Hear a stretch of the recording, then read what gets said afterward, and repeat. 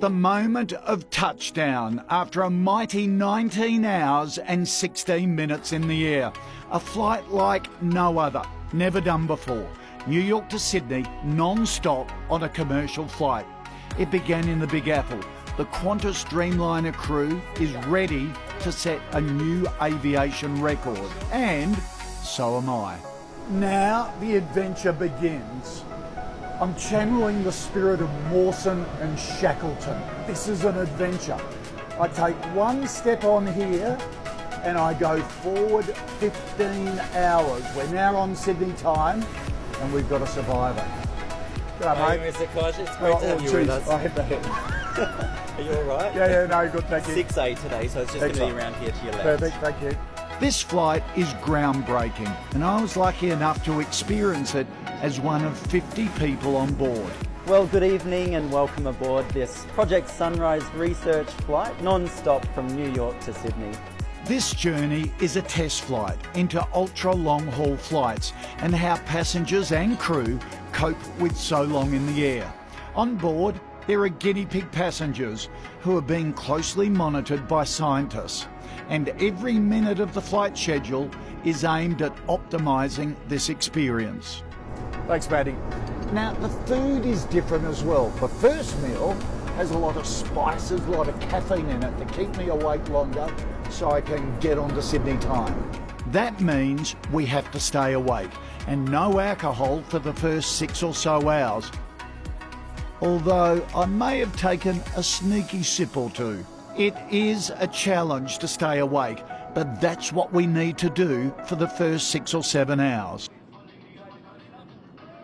Moves at 40,000 feet to keep us all awake and active, and the time goes pretty quickly. Thank you for that. Second meal, this is the one to put you off to sleep. Lots of white bread, carbs. You can legitimately have a glass of wine, and 12 hours to go before we land. So eat this and then time to go to sleep. The lights dim and the cabin is quiet as everyone on board gets some shut-eye.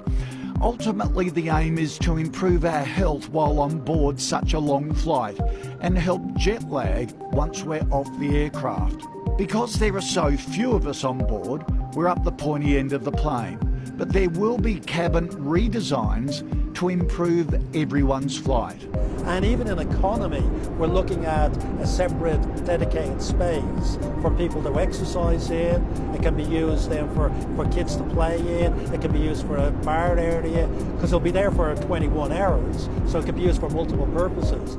For the pilots, this is breaking new ground too. We need an extra crew member, so normally we have 2.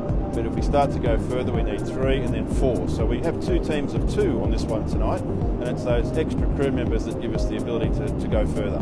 Qantas believes this is the final frontier in flying, pushing the boundaries of long haul. It's been years in the planning.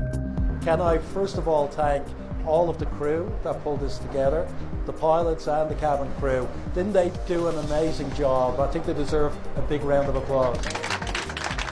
18 hours in, almost there, and I've got to say I feel pretty good, largely because I'm staying awake longer to get on Sydney time. That was a bit of a struggle, I got to admit, and also the exercise classes have really made a big difference to get you moving. So overall I feel $1 million.